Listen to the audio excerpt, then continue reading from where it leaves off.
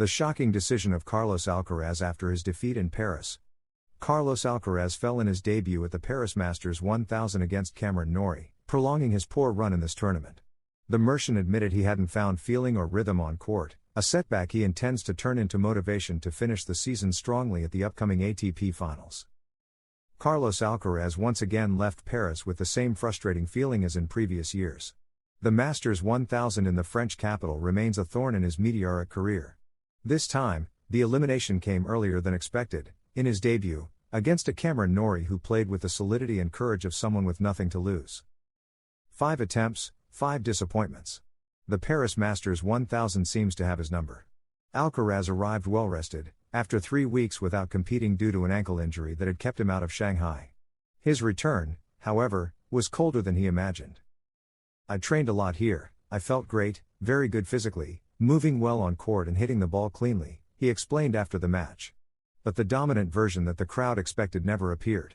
Not even the first set, which he won, reflected his true level. "Even in the first set I won, I felt I could do much more than I did," confessed the world number one.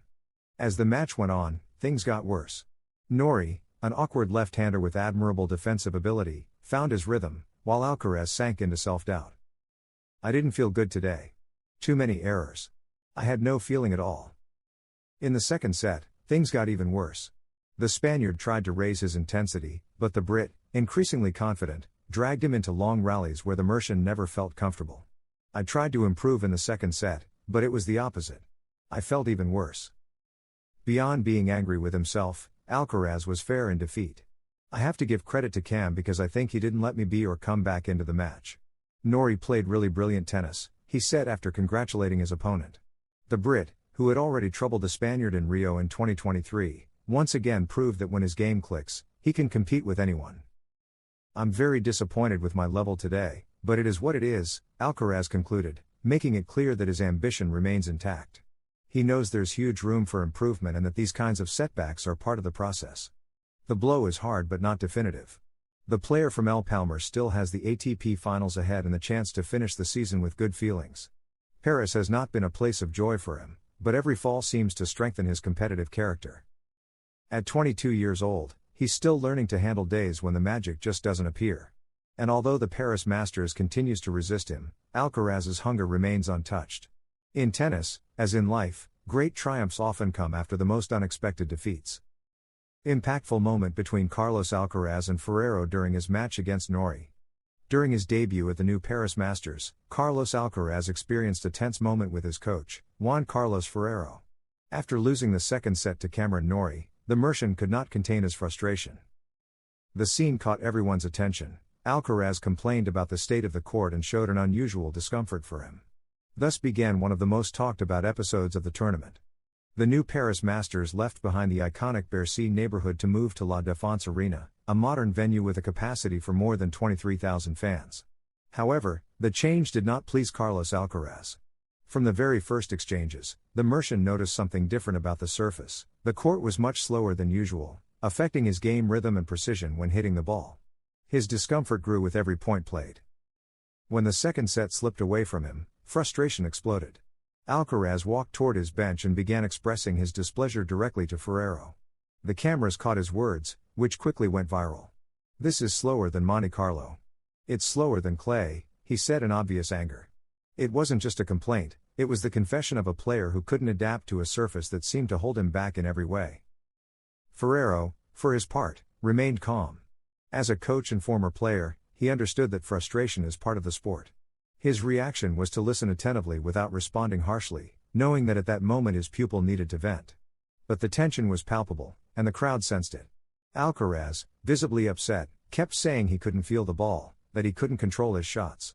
His mind was trapped in a loop of despair. The world number one looked disconnected from his best tennis. The new venue, the slow surface, the pressure of the debut, everything combined to create an adverse scenario. "I can't feel the ball at all, zero. I can't play here, impossible," he insisted. That phrase summed up his sense of helplessness. In a sport where precision is everything, losing the feel for the ball is like losing the soul of the game. Ferrero's face showed understanding, but also concern. The fans at La Défense Arena watched in astonishment. It was unusual to see Carlos Alcaraz so upset. Normally, the Mercian stands out for his positive energy and ability to bounce back from adversity. But this time, something broke inside him. His body language showed irritation and discouragement. The atmosphere in the stadium became tense, almost uncomfortable. Many wondered whether he would be able to recover or if the match would completely slip away from him. However, despite the difficult moment, situations like this reveal the humanity behind the champion. Alcaraz, only 21, faces immense pressure in every tournament. Being world number one doesn't mean being invulnerable. This episode, more than a sign of weakness, was a display of the competitive fire that drives him. His standards are so high that he can't stand feeling disconnected from his game, and that's also part of the path to greatness. After that emotional outburst, Ferrero tried to steer the situation back on track from his seat. He didn't make any sharp gestures or respond harshly, he simply encouraged his pupil calmly and with few words. His experience taught him that in such moments, the best thing is to let the storm pass. Alcaraz needed to let out his frustration to regain focus. Little by little, his expression began to change, and he seemed to be trying to recover his mental control over the match. Tennis is as psychological as it is physical, and what happened in La Défense Arena was a clear example. The change of venue, the different acoustics, the slower bounce, everything altered the players' sensations. When a top professional says "I can't feel the ball," it's not trivial. It means they've lost the connection between mind, arm, and the impact of the shot. That disconnection is what drives any professional player crazy. As the match went on, Alcaraz made small adjustments. He changed his return position, hit with more patience, and looked for longer points. Ferrero, from the bench, watched with the serenity of someone who's been there before. Although the tension didn't fully disappear, it turned into competitive energy.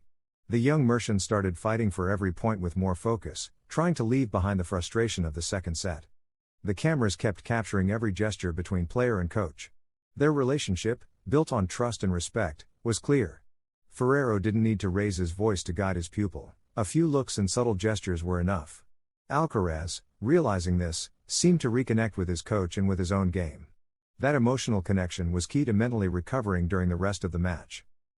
The crowd, which had sensed the earlier tension, began to applaud every point the Mercian won. His reaction, his fight, sparked admiration. What began as a scene of frustration ended up being a demonstration of character. Alcaraz, even in the toughest moments, showed why he's considered one of the most promising talents in world tennis. The ability to turn anger into determination is what separates great champions.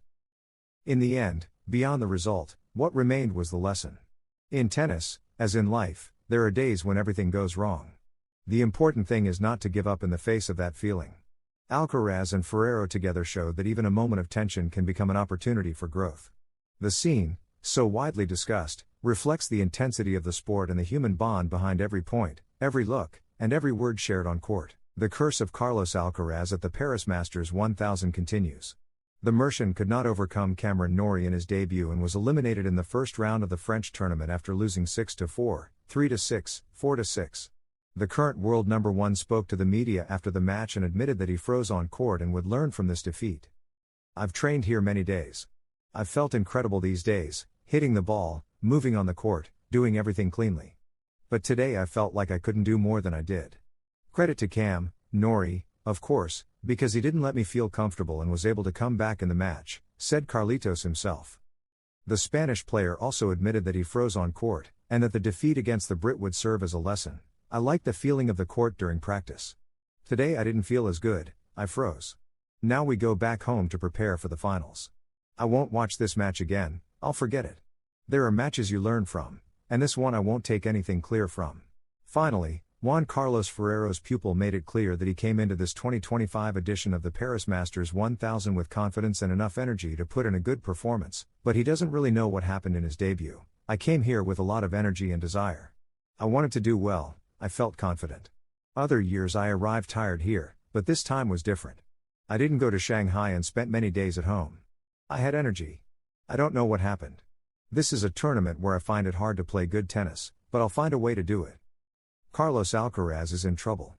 His defeat at the Paris Masters 1000 is serious. It could cost him his number one spot in the ATP rankings. Jannik Sinner could take it from him in just a week. If Jannik wins the title in Paris, at the new La Défense Arena, he will return to the top of world tennis. The Mercian, falling in the first round against Cameron Norrie, lost 90 points, and they could prove fatal.